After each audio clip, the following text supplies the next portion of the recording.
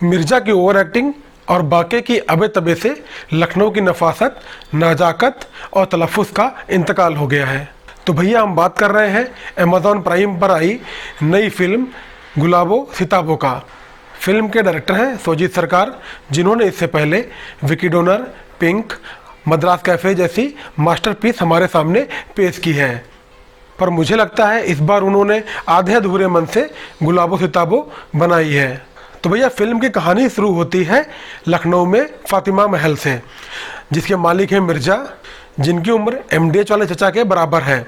उनकी है एक बेगम जिनकी उम्र क्वीन एलिजाबेथ के बराबर है, और इनके हैं कुछ किराएदार, जिसमें सबसे मेन है बाके, जिनका किरदार निभाया है आयुष्मान खुराना ने। कहने को तो इनके पास आटा चक्की है जिससे इनकी कमाई ठीक ठाक होती है, लेकिन जब किराया देने की नौबत आती है तो ये कोई न कोई नया जुगाड़ ढूंढने लगते हैं।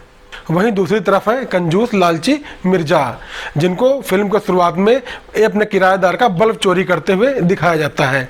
फिल्म में दिखाया गया है कहीं वो अचार चुरा लेते हैं, कहीं वो बकरी चुरा लेते हैं, जो कि एक लालची और कंजूस टाइप के किरदार में दिखाए गए हैं। इनकी बेगम फारूक जफ़र जी, जिन्होंने बहुत अच्छा किरदार निभाया है, उन्होंने अपने किरदार में जान डाल दी है। उम्र ज़्यादा हो जाने के कारण उनकी याददाश्त थोड़ी थोड़ी कम है। अब दोस्तों बात करते हैं फिल्म के प्लॉट की। प्लॉट लखनऊ का है, लेकिन कहीं से भी लखनऊ नज़र नहीं आता है, क्योंकि हमें केसरबाग, हजरतगंज, नींबू पार्क, इमामबाड़ा वगैरह देखने को तो मिलते हैं, लेकिन हमें फातिमा महल का कहीं से अता पता नहीं चलता है कि वह किस लोकेशन में है।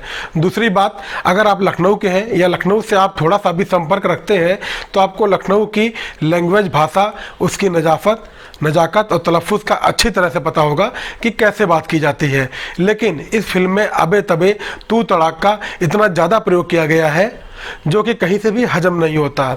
इसमें जो मकान मालिक का किरदार निभाया है वो हमारे अमिताभ बच्चन जी द्वारा निभाया गया है, जिनको मेकअप करने में जितना टाइम लगाया गया है उतना टाइम अगर उनके कैरेक्टर डेवलपमेंट में दे दिया गया होता तो शायद फिल्म और अच्छी बनती। आयुष्मान खुराना वो भी कहीं ना कहीं दब के रह गए हैं अपनी पुरानी फिल्मों को लेकर के, जिसमें उन्होंने अच्छा काम किया था, लेकिन इस फिल्म में वो निखर के नहीं आ पाए हैं।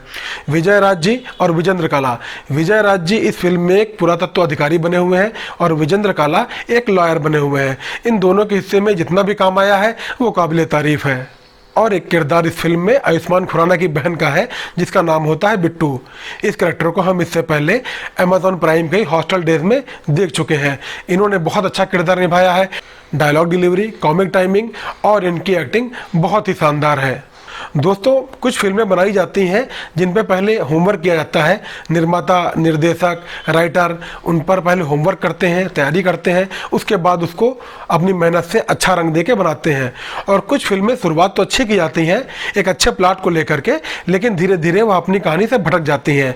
फिर पूरी फिल्म उसी कहानी को जोड़ने में, तलाशने में निकल जाती है।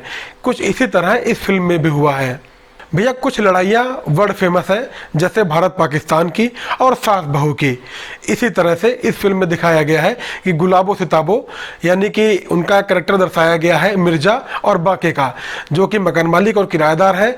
हर समय लड़ते रहते हैं किसी न किसी बात को लेकर के, घर में रहने को लेकर के, लेटरिन को, जगह को, लाइट को, निकलने को, पार्किंग को लेकर के उनके बीच में खटपट होती रहती है, चिल्लम चिल्ली मचाते रहते हैं। क्योंकि शुरुआत के 20-25 मिनट तो बहुत अच्छे हैं, फिल्म को आपको बांधेंगे, एक अच्छा कॉमिक टाइमिंग आपको दिखेगा, लेकिन उसके बाद से फिल्म जैसे ही प्रोग्रेस करती है फिल्म अपना रास्ता भटक जाती है।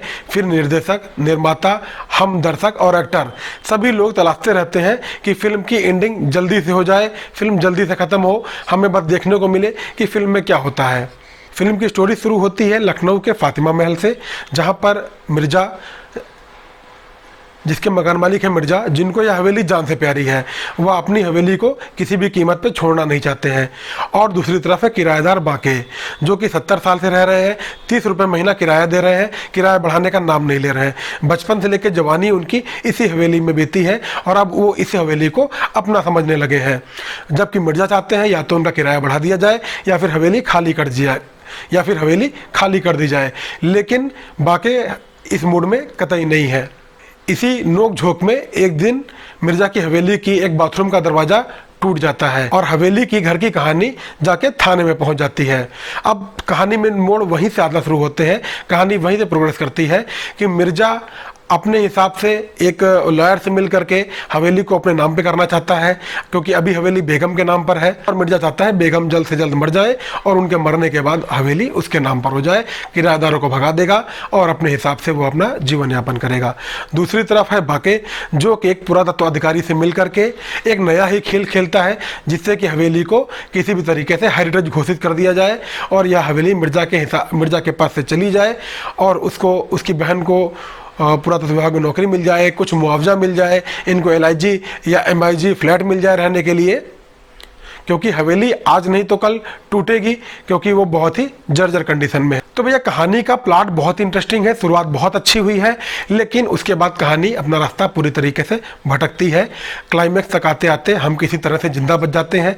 तो ये एक डिसेंट ओके फिल्म है, जिसको आप फैमिली के साथ में एक बार देख सकते हैं, अगर आप बिल्कुल फ्री हैं, कोई काम आपके पास नहीं है और अपने 2 घंटे का खून आप खुशी खुशी कर सकते हैं। फिल्म में कोई द्व्यर्थी बातें नहीं है, कोई भी गाली गलौज नहीं है, कोई भी वल्गर सीन नहीं है। तो भैया बात करते हैं क्लाइमैक्स की।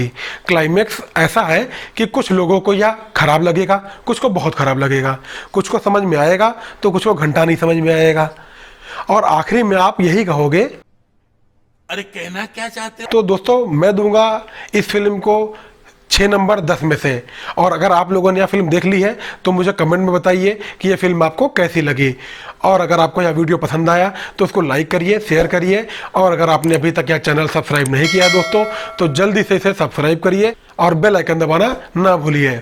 जय हिंद दोस्तों।